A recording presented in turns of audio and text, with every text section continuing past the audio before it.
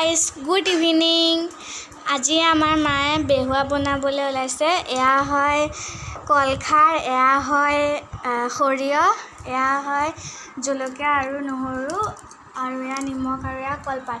আহক আমি চাওঁ এতিয়া আমাৰ মায়ে বেহুৱা কেনেকৈ বনায়।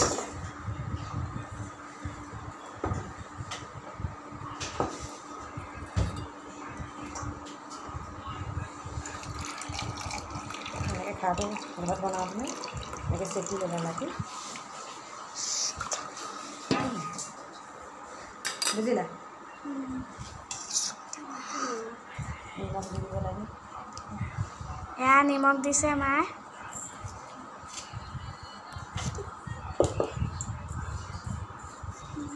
এতিয়া হাতেদি মিক্স কৰিছে।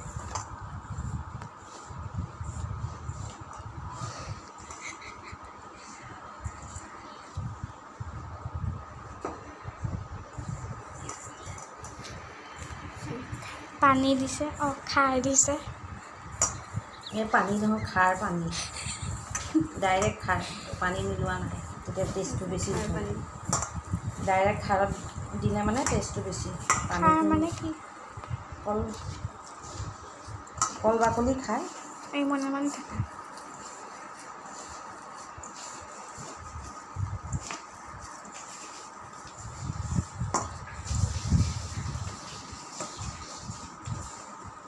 এইখিনি বটলত ভৰাই থৈ দিব লাগিব।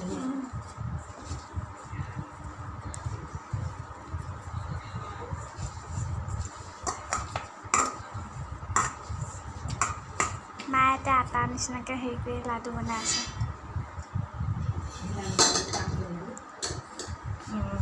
অকণমান পানী বেছিকৈ দিছোঁ, তেতিয়া হেৰি হৈ গ'লে মানে টান নহয় আৰু তেতিয়া ধুনীয়া জোখত উঠি যায়, বুজিলা কথাটো? ঘৰত তেনেকৈ বনাব পাৰিবা তুমি, বুজিলা? একেবাৰে সহজ।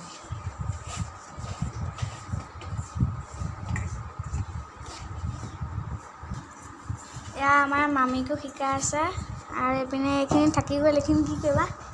বটলত ভৰাই থৈ দিম আকৌ ধুনীয়াকৈ। এতিয়া আমাৰ মায়ে এয়া কলপাতত দিব। আমাৰ ইয়াত কলপাত পাবলৈকে টানো লাগি, অকণমানহে পালোঁ। এয়া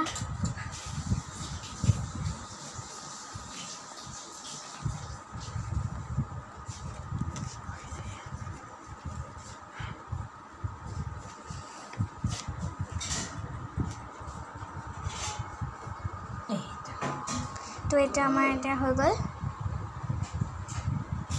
এয়া এতিয়া আমাৰ মায়ে কলপাতত গোল কৰি থৈ দিছে। 3 দিনৰ পাছত খাব পাৰিব। আজি ভিডিঅ'টোৰ কাৰণে বাই।